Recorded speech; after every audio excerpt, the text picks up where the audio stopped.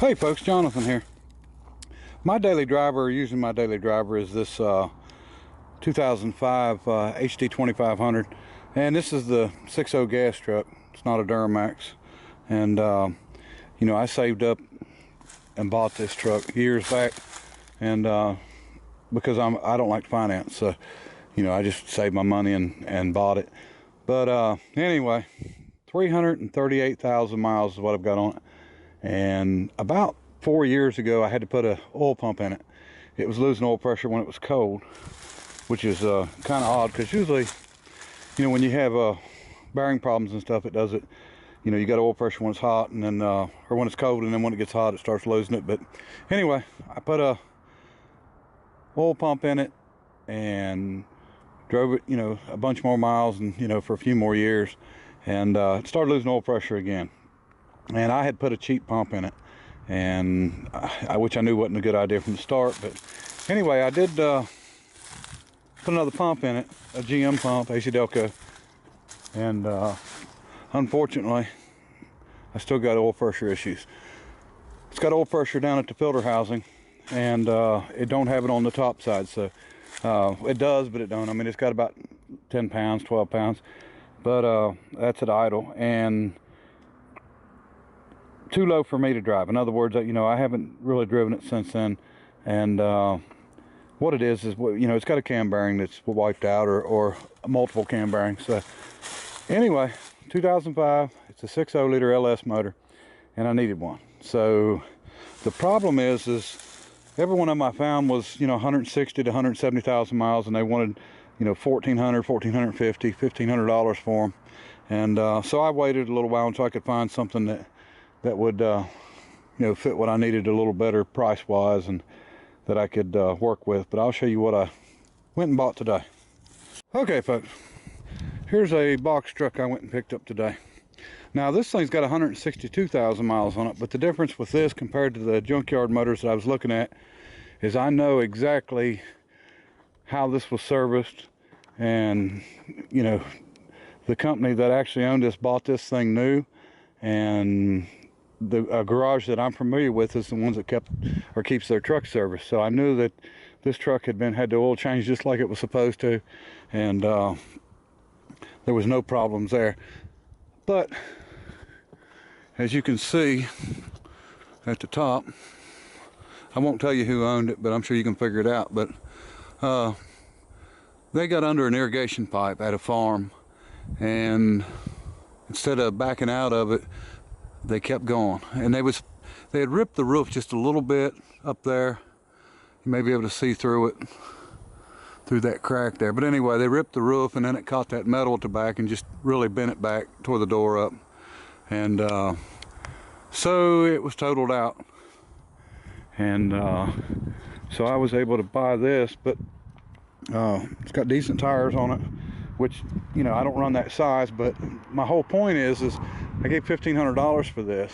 Engine runs great, no problems, and I can actually part it out. And by the time I'm done, we'll probably not have any money in my engine. And we've got, you know, good body parts, good doors. We got an extra 408E transmission, tires, rims, rear end, and I think I've got a line on somebody wanting a rear end already.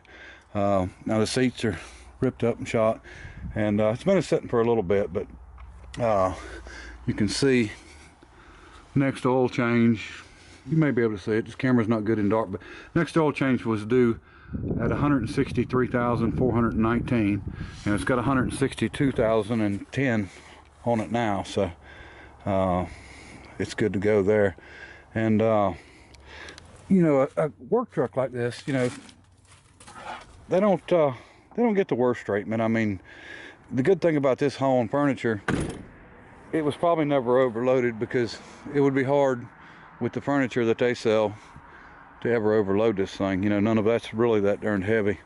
But like I said, it'll be good for parts. Good rear end. I mean, it's crazy when you go to sell something. You know, you're looking at all the major parts: engine, transmission, rear end, you know, wheels, tires, stuff like that, and doors. But you end up getting people that need this little part, or this little piece, and you know, whether it be heater controls or knobs or something like that, and nickel and dime stuff that end up adding up to, you know, pretty decent money. But anyway, that's one way to get an engine and you know, not kill yourself on the price. So so this is we're gonna get this engine swapped out